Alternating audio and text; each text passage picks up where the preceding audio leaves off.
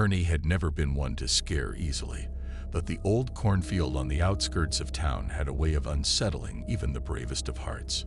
The locals whispered stories of disappearances and strange occurrences, but Ernie dismissed them as superstitious nonsense. That is, until he found himself there one chilly October evening. Ernie had been driving home from work when his truck broke down. With no cell service and the sun setting, he decided to take a shortcut through the cornfield to reach the nearest farmhouse. He knew the field well enough. He had worked there during summers in his youth. As he ventured into the tall, dry stalks, he couldn't shake the feeling that he was being watched. The path was narrow and winding, and the further he went, the more disoriented he became. The rustling of the corn, driven by the breeze, sounded like whispers. He told himself it was just the wind, but the feeling of unease grew stronger with each step. Halfway through the field, Ernie stumbled upon an old, abandoned scarecrow. Its weathered face was a grotesque mask of burlap and straw, with empty eye sockets that seemed to follow his every move. He shuddered and pressed on, trying to shake off the creeping dread. As the sky darkened, Ernie realized he was lost. The corn seemed to stretch endlessly in every direction, and he could no longer see the edges of the field. Panic set in, and he began to walk faster, hoping to find his way out. His footsteps sounded unnaturally loud, and he couldn't help but feel that someone, or something, was following him. Suddenly, Ernie heard a rustling behind him, distinct from the wind. He spun around, but saw nothing.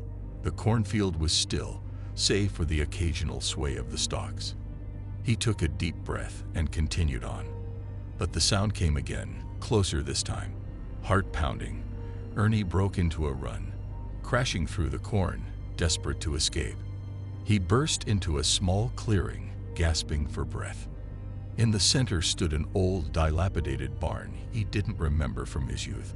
It loomed ominously against the night sky, its broken windows like dark, accusing eyes. Desperate for shelter, Ernie pushed the door open and stepped inside. The barn was filled with shadows, and the air was thick with the smell of decay. As his eyes adjusted to the dim light, he saw that the floor was littered with old tools and rotting hay. He picked up a rusted pitchfork, feeling a little safer with a weapon in hand. Then he heard it again, the unmistakable sound of footsteps. They were slow and deliberate, echoing through the barn. Ernie backed into a corner, gripping the pitchfork tightly. "Who's there?" he called out, his voice trembling. A figure emerged from the shadows, a man with wild, unkempt hair and clothes that were little more than rags. His eyes were wide and crazed, and he carried a large knife. "You shouldn't have come here," the man hissed. "This place is cursed." Ernie's blood ran cold. "What do you want?" he asked, trying to keep his voice steady. The man laughed, a chilling sound that sent shivers down Ernie's spine. "It's not about what I want. It's about what the corn wants. It needs a sacrifice." Ernie didn't wait to hear more. He lunged at the man with the pitchfork, but the stranger was quick. He dodged the attack and slashed at Ernie with the knife, grazing his arm. Ernie cried out in pain and stumbled backward, knocking over a pile of tools. The stranger advanced, but Ernie saw an opening and kicked him hard in the knee. The man fell with a grunt, and Ernie seized the chance to run. He bolted out of the barn and into the cornfield, his heart pounding in his chest. He didn't stop running until he burst out of the cornfield and onto a dirt road. Collapsing to his knees, he looked back at the field, half expecting to see the crazed man emerging from the stalks. But there was nothing. Only the silent, swaying corn, standing sentinel in the night. Ernie staggered to his feet and started walking toward the distant lights of a farmhouse, his mind racing. He didn't know who that man was or what he meant about the corn needing a sacrifice. But one thing was certain: he would never set foot in that cursed field again. Ernie's thoughts were a whirlwind as he made his way to the farmhouse. Every sound made him jump. Every shadow seemed to conceal a threat. He kept looking over his shoulder, expecting the wild-eyed man to appear at any moment. His arm throbbed where the knife had grazed him, but adrenaline kept him moving forward. As he approached the farmhouse, Ernie saw a light in the window. He stumbled up the steps and pounded on the door. After a few tense moments, an elderly woman opened it, her face etched with concern. "Please, help me," Ernie gasped. "There's a man in the cornfield. He tried to kill me." The woman ushered him inside, her eyes wide with worry. She led him to the kitchen, where she quickly began to bandage his arm. "You poor thing," she said. "What were you doing out there?" Ernie told her about his truck breaking down and his decision to cut through the field. He recounted the scarecrow, the barn, and the crazed man. The woman listened intently, her expression growing grimmer with each detail. "You've encountered Jacob," she said quietly when he finished. "He's been living out there for years, ever since he lost his family. Some say he went mad with grief. Others believe the cornfield drove him insane." Ernie shuddered. "But why did he say the corn needs a sacrifice?" The woman hesitated, then sighed. "There's an old legend in these parts. They say the cornfield is cursed. Every so often, it demands a life to keep the curse at bay. People have disappeared over the years, and those who venture too far into the field often don't come back." Ernie felt a chill run down his spine. "You believe that?" "I don't know what to believe," she admitted. "But I do know that strange things happen in that field. You're lucky to be alive." She offered him a place to rest for the night, and Ernie, exhausted and shaken, gratefully accepted. He lay on the couch, staring at the ceiling, unable to shake the feeling that he was being watched. Eventually, sleep claimed him, but his dreams were filled with visions of the cornfield and the haunting figure of Jacob. The next morning, the woman insisted on driving him back to town.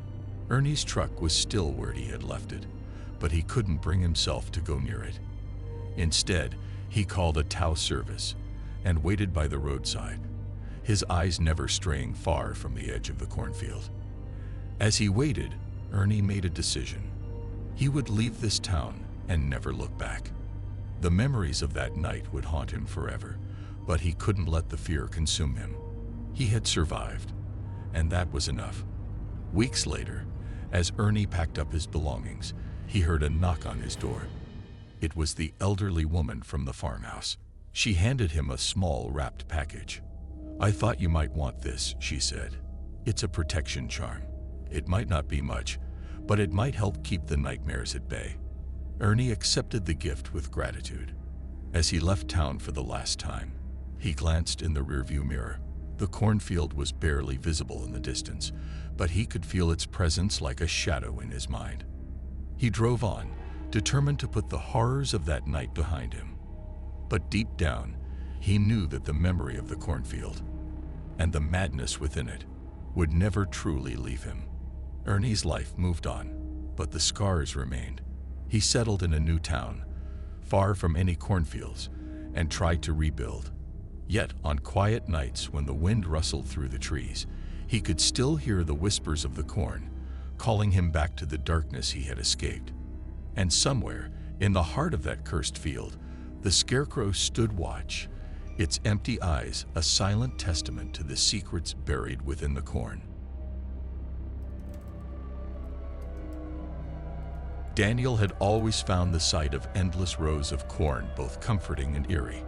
The small farm he inherited from his grandfather in rural Iowa was surrounded by miles of these tall, whispering stalks.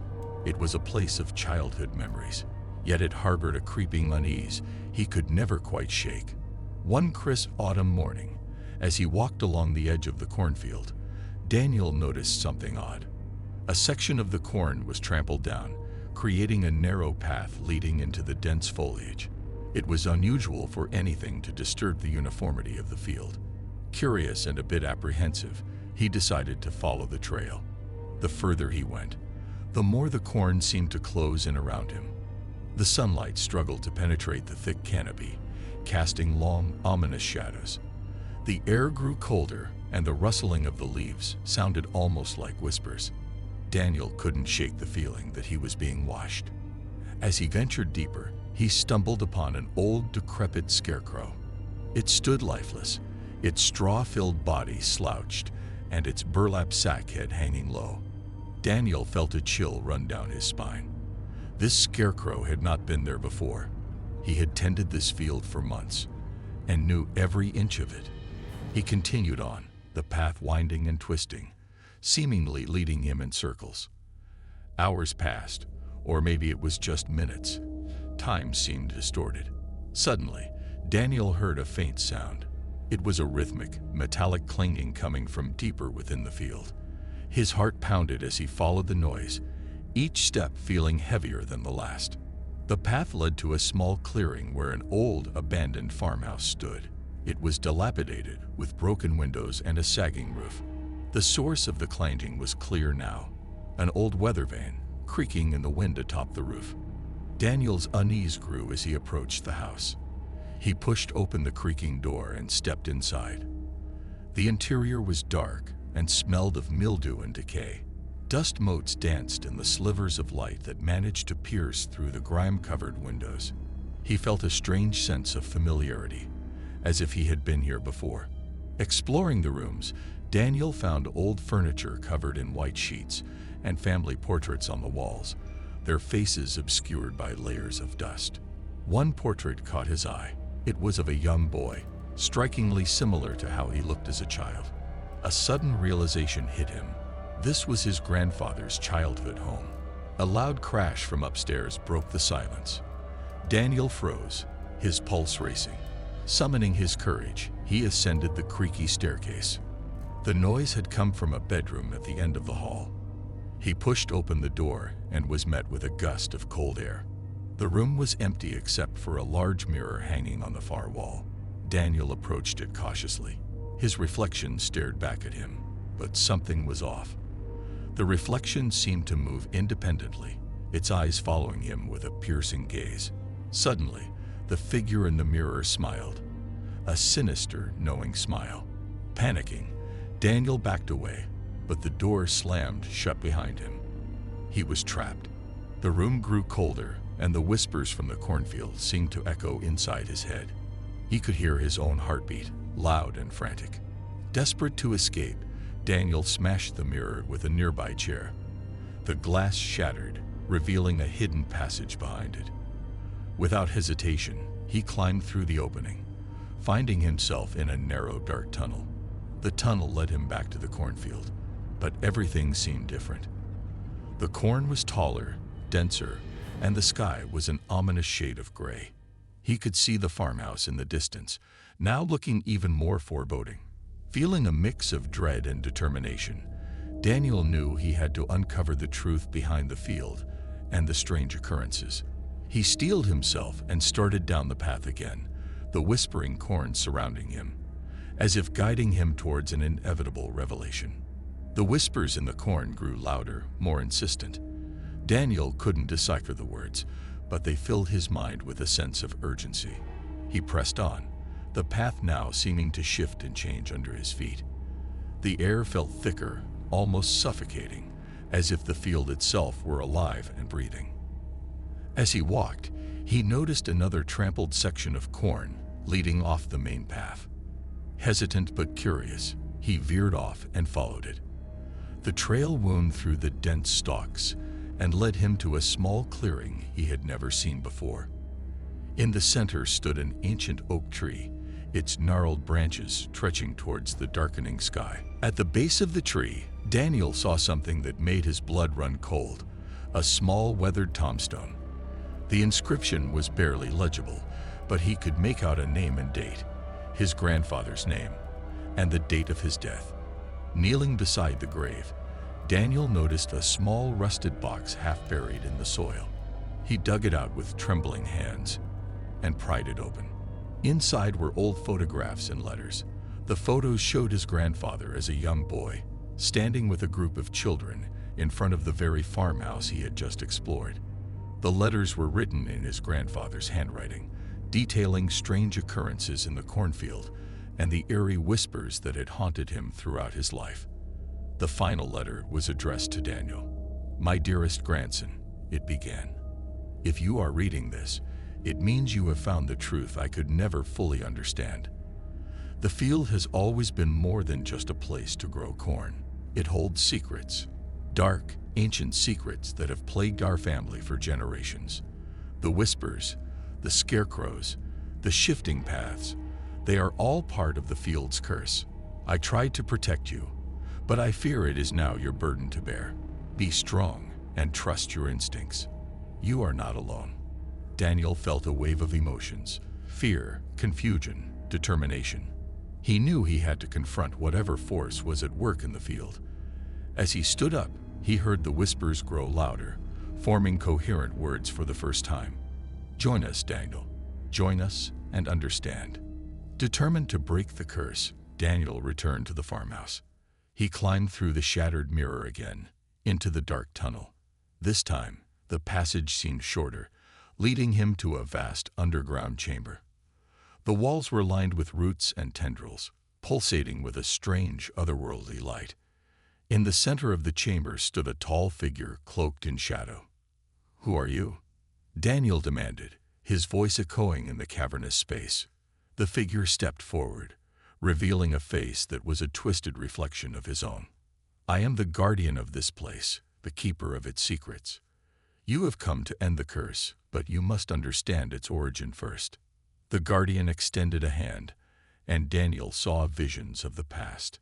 Ancient rituals performed by his ancestors, binding their souls to the land in exchange for prosperity.